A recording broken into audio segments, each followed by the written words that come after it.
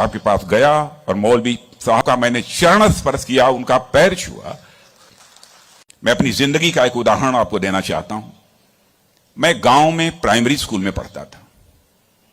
वहां पर पढ़ाने वाले एक पंडित जी थे, एक मौलवी साहब थे।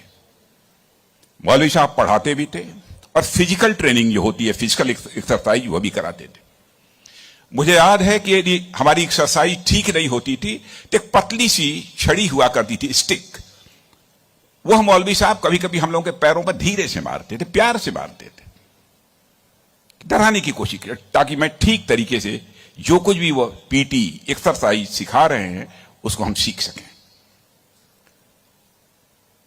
उसके बाद 38-39 ईयर्स की एज में मैं जब उत्तर प्रदेश का एजुकेशन मिनिस्टर बना तो मैं अपने घर वापस जा रहा था। लंबा गाड़ियों का काफिला था, आप जानते ही हैं, कोई मिनिस्टर बन जाता है तो 1, 2, 4 गाड़ियां नहीं रहती हैं, सैकड़ों गाड़ियां पीछे लग जाती हैं। जब मैं घर जा रहा था तो हमारे घर जाने वाली जो रोड है उसके बगल में ही, लगभग हमारे घर से, हमारे गांव से लगभग 15-16 किलोमीटर दूर मौलवी साहब का घर था। मौलवी साहब रिटायर कर चुके थे, बुजुर्ग हो गए थे, आंखों से दिखाई नहीं देता था। उनको मालूम हुआ कि जिस बच्चे को प्राइमरी स्कूल में हमने एजुकेशन दी है, आज वो हमारा बच्चा इस प्रदेश का एजुकेशन मिनिस्टर होकर इसी सड़क से गुजरने वाला है। मौलवी साहब आंखें बंद किए हुए, आंखों से दिखाई नहीं देता था, और उनके 2-3 बच्चे उनके बगल में खड़े। जो सज्जन हमारे साथ बैठे थे गाड़ियों में, हमारे काफिले में, उन्होंने कहा कि देखिए, यही मौलवी साहब ने आपको पढ़ाया था, मौलवी साहब का गांव है। मित्रों, मैं अपने जज्बे को रोक नहीं सका। मैंने गाड़ी बैक कराई और मौलवी साहब आंखें बंद किए हुए, दोनों हाथों में हार लिए हुए खड़े थे। मौलवी साहब के पास गया और मौलवी साहब का मैंने चरण स्पर्श किया, उनका पैर छुआ, और मौलवी साहब की आंखों से तब तक आंसू चलते रहे जब तक कि मेरी गाड़ी वहां से नहीं गुजर गई।